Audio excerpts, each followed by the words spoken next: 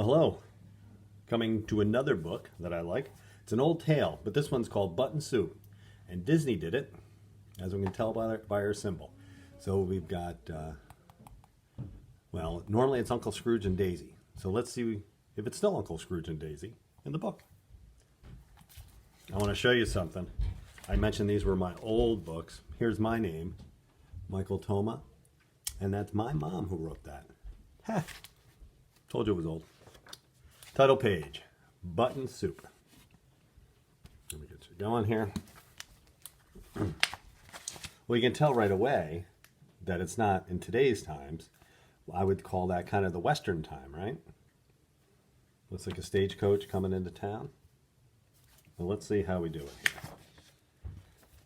here. A long time ago, a traveler named Daisy was riding the stagecoach out west. She was going to visit her old Uncle Scrooge. So I guess it is their names. Daisy was tired and thirsty and very hungry. She could hardly wait to reach her uncle's house. Probably the horses too. When the stagecoach pulled into town, everyone came out to see who was on it. Goofy the sheriff walked up to Daisy. "Howdy," he said. "What can I do for you?" "I'm looking for Scrooge McDuck," said Daisy. "Scrooge McDuck," cried Goofy the sheriff. "If you're as tired and hungry as you look, you should go to the hotel." Then he pointed to a little yellow house. "Old Scrooge lives there," he said, "but no one ever pays him a visit." Looks like he's got it himself separated from everyone. "That is right," said Miss Clarabelle. "Old Scrooge must be the stingiest fellow in the whole West." Stingiest. That means he's not very gracious or giving of the things he has. "Yup," said Goofy. "He's the stringiest." "No, he's the stingiest fellow in the West, all right." "I have met stingy fellows before," said Daisy. "Maybe I can teach my uncle a lesson." She's going to teach him not to be stingy. So Daisy went straight to the yellow house and knocked on the door. Oh, fancy word. No. Trespassing. That means you can't come on the property without permission. When Uncle Scrooge opened the door, Daisy threw her arms around his neck. "Surprise!" she cried. "I have come to pay a visit, Uncle." Scrooge did not look happy to see his niece. "I did not ask you to come," he shouted. You can see the anger behind him. See how they drew that in? But Daisy did not listen to him. She walked into the house. "I am very hungry, Uncle," she said. "What do you have to eat?" "You won't find any food here," said Scrooge. He tried to hide some dirty dishes. Dirty dishes mean he just ate some food. "There's no food in the house," he cried. She knows better. She's going to trick him somehow. "Poor Uncle," said Daisy. "You must be starved." And she went to the cupboard and took out a big black pot. There on a shelf was a basket of fried chicken. "Aha," she thought. "My uncle is not as poor as he pretends to be." Daisy began to fill the pot with water. Uncle Scrooge jumped up and down. "You cannot cook here," he said. "I just told you I have no food." But Daisy did not listen to him. She lit a fire under the pot. "I don't need any food," she said. Her uncle's mouth fell open. "What in the world can you cook without food?" he asked. Daisy took out an old red button. She held it under her uncle's nose and rolled it slowly between her fingers. "With just this one button," she said, "I can cook enough soup to fill that pot." I'm thinking what Scrooge is thinking. No way. "You can make soup with just one button?" said Scrooge. "I don't believe it."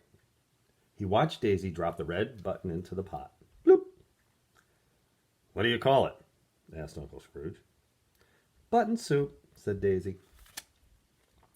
Uncle Scrooge watched Daisy sniff the soup. She thought, the stingiest fellow in the West is getting curious. Now Uncle Scrooge sniffed the soup. He did not smell a thing. Of course not. There's just a button in there. Daisy began to stir very quickly. As she stirred, she said, "Whenever I make this soup at home, I always use some salt and pepper. But since you have no food in the house, I guess you have no salt and pepper." Salt and pepper is seasoning. "I don't have any food," said Scrooge, "but I always save some salt and pepper for a rainy day." He lit a candle, opened a door in the ceiling, and climbed up to the attic. Oh, good gravy. He doesn't have any food, my foot.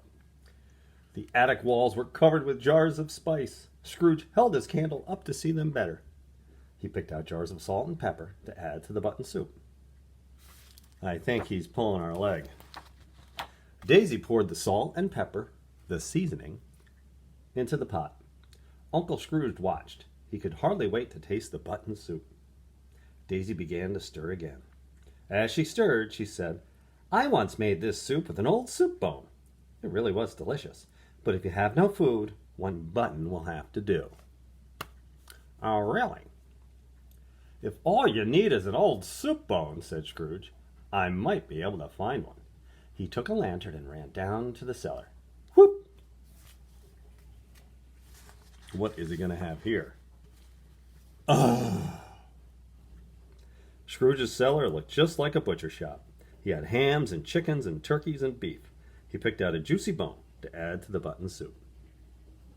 They used to keep things like that in the cellar because it was colder. It was chilly down there. Kept the food fresh. When Scrooge came back with the bone, Daisy dropped it into the pot. The soup began to bubble and boil.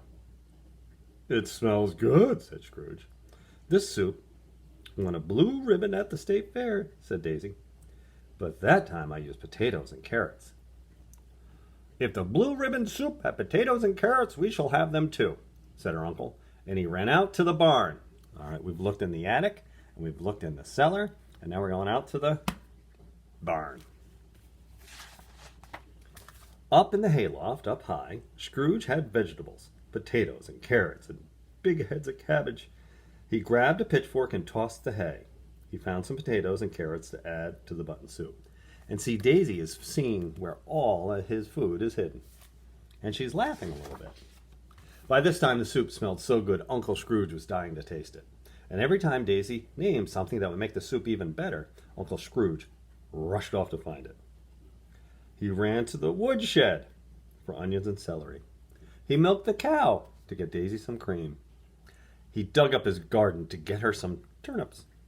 And he carried everything to the big black pot. Look at him go. He's got armfuls of food. I always liked the color here. It always looked like it was turning magical to me. At last, the button soup was ready to taste. "This is too much soup for me," said Daisy. "And this is too much soup for you. Let's ask someone to share it with us." "Share it," cried Scrooge. "Let's pour it into jars and save it. Food is hard to get." "But Uncle Scrooge," said Daisy, "don't you remember?